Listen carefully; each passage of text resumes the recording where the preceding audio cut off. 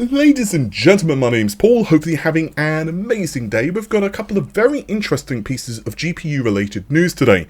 The first is a kind of bad piece of news because Vega and Polaris based graphics cards will no longer receive regular updates. They will basically go to only receiving critical driver updates. So this is obviously going to be a problem if, for example, you have a Vega based graphics card or an RX 480 or something like that. And also Nvidia are doing some teasing, essentially now confirming reports from myself and others that we will indeed see the RTX 40 Super cards launch in the not too distant future. We're going to get into that plus more stuff after this message from the video's sponsor. If you're running a copy of Windows 10 which isn't activated, of course, not only do you have to worry about the missing customization options, but there's also that annoying Windows desktop watermark reminding you to activate.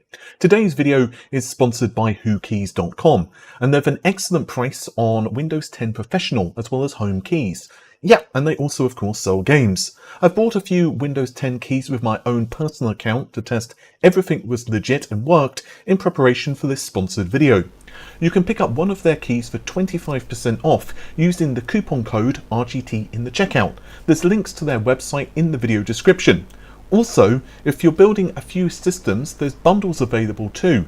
Again, you can check out WhoKeys.com and use the coupon code RGT for 25% off the listed Windows 10 key prices. So if you've been a subscriber to this channel for any length of time, you'll know that a couple of times now I have reported that I was hearing from my sources that AMD were going to essentially make these two architectures, in other words Polaris and Vega, essentially less important when it comes to updates. So we're going to phase them out. There had been some pushback apparently within some teams of AMD, particularly the driver teams and just the GPU teams in general, but it seems that management really wanted this to be done so that they could reallocate those resources.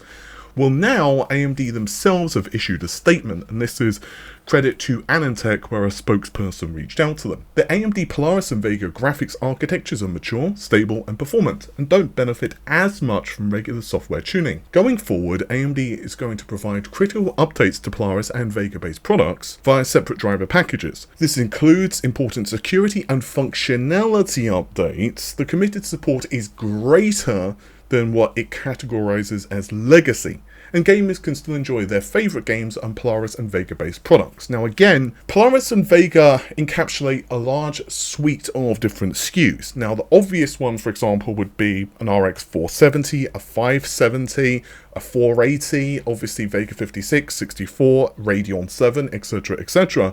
But there are also a crap ton of APUs which use, let's say, Vega. So it's going to be very interesting to see what happens with those going forward.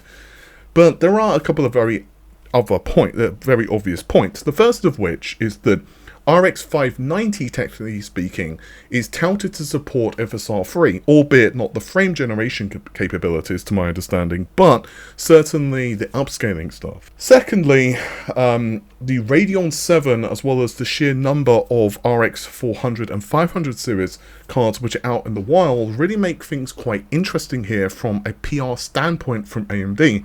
The Radeon 7s were quite an expensive product and not that old in the grand scheme of things. Now, obviously at the end of the day, if you have a graphics card that, let's say for sake of this discussion, it's an RX 480, and it hits the minimum requirements for a game, it's not like that game is not going to suddenly work with an RX 480. However, it does mean that you're not going to get the performance tuning, and it does of course mean that you are eventually going to see games which don't really perform well with that graphics card compared to an equivalent GPU from Nvidia.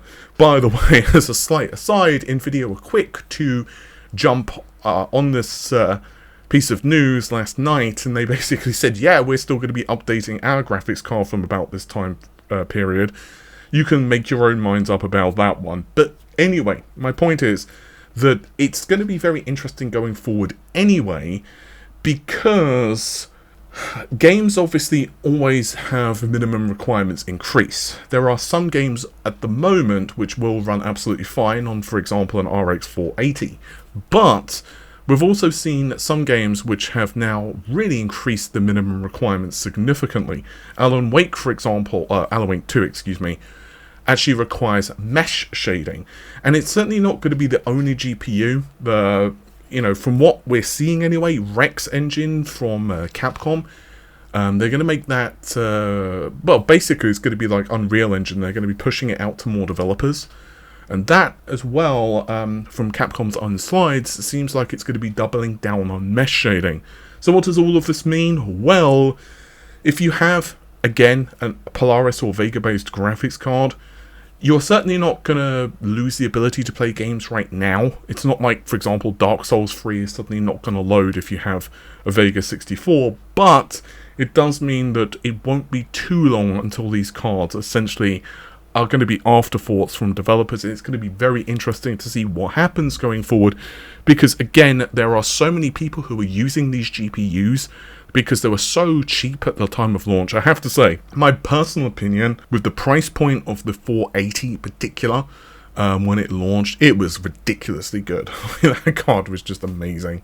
But anyway, let's switch to Nvidia, shall we? Specifically, there are two related pieces of news for the RTX 40 graphics cards. Specifically here, we're referring, of course, to the Supers. Now, there does now seem to be an almost certainty that Super will actually be announced, potentially launched, at CES 2024.